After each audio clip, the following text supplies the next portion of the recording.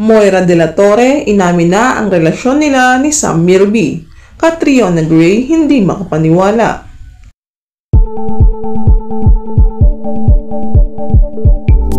Matatandaang naging laman ng balita ang naging hiwalayan ng beauty queen na si Catriona Gray at ng aktor na si Sam Milby. Ayon sa source, third party umano ang hinihinalang dahilan kung bakit nauwi sa hiwalayan ang magandang relasyon ng mga ito.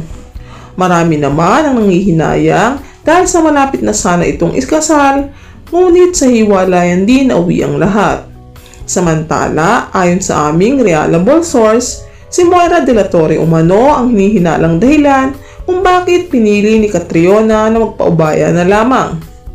Ayon sa source, nabisto umano ni Catriona na may lihim na itinatago sa kanya si Sam Milby. Ito ay matapos umano na mahuli sa akto ni Catriona na magkasama sa isang restaurant sina Moira at Sam, na ayon sa ilan ay may project umano ang mga ito kung kaya ito magkasama. Sa isang interview kay Catriona, inamin ito na mahirap sa kanya na i-give up ang relasyon nila ni Sam, ngunit para na din umano sa kaligayahan ni Sam, handa umano itong magpaubaya.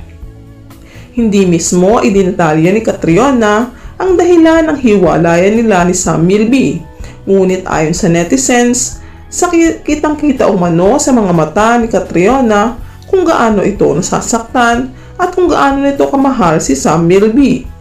Marami ang nagsasabing marami pa umanong lalaking makikilala si Catriona dahil sa ganda na taglay nito. Inadya din umano ito ng Diyos dahil na marami pa umano si Catriona na kailangang gawin at bata pa umano ito, marami pa umano ito makikilalang mas better pa kay Sam Milby.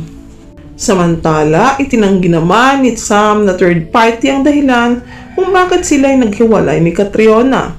Ayon kay Sam, wala umanong tao o personality na involved sa hiwalayan nila dahil mas pinili umano nila ang kanilang karir, lalo na umano si Catriona na ngayon pa lamang umano umuusbong ang karera sa showbiz. Hindi umano si Moira ang dahilan dahil noon pa man umano ay malapit na talaga sa puso ni Sam si Moira, hindi pa man umano sila magkarelasyon noon ni Catriona Gray. Samantala, ayon sa source, inamin na umano ni Moira de la Torre ang relasyon nila ngayon ni Sam Milby. Pareho umano silang single at wala naman umanong masama kung gustuhin nila ang isa't isa as long as wala umano silang inaapakan ng mga tao.